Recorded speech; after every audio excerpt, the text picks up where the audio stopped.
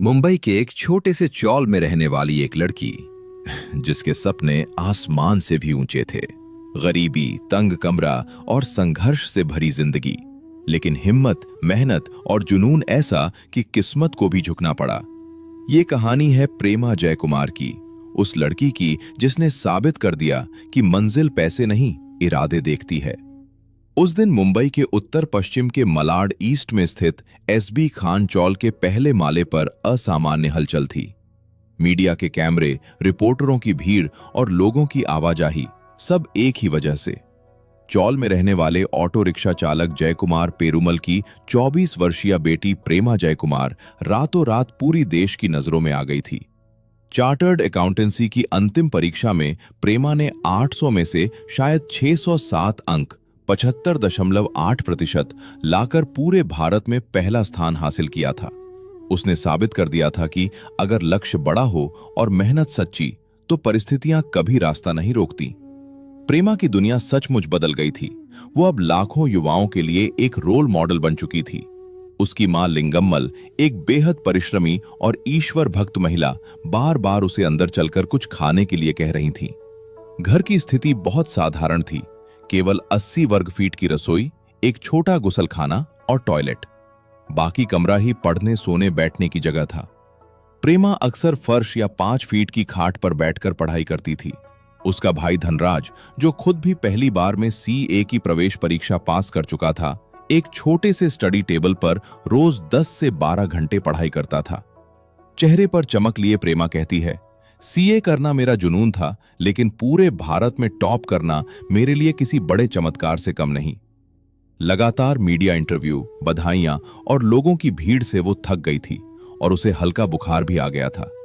फिर भी वो मुस्कुराते हुए हर प्रश्न का उत्तर देती जा रही थी।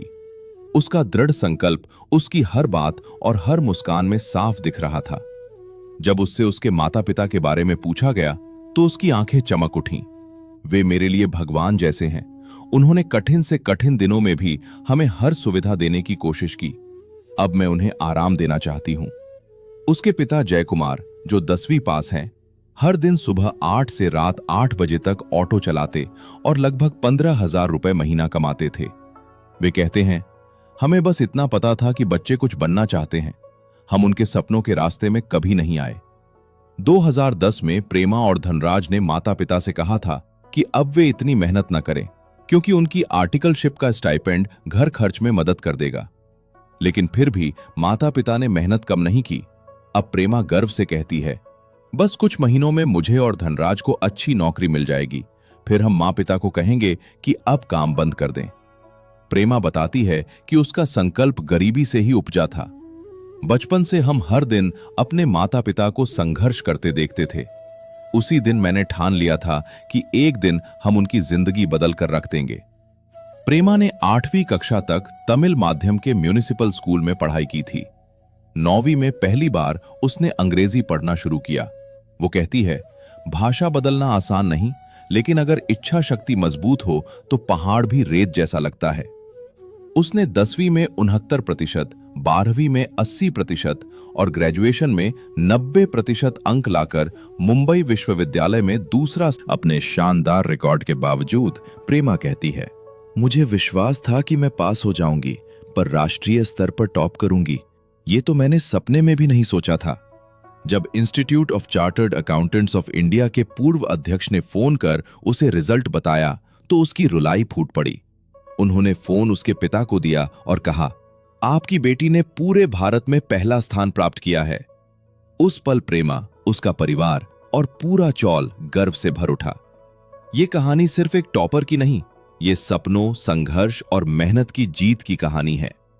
दोस्तों, प्रेमा जयकुमार ने हमें सिखाया है कि सपने बड़े हो तो रास्ते छोटे पड़ ही जाते हैं।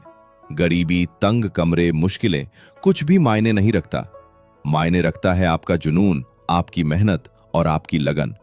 अगर प्रेमा चौल से निकलकर भारत में टॉप कर सकती है, तो आप भी अपने सपनों तक जरूर पहुंच सकते हैं।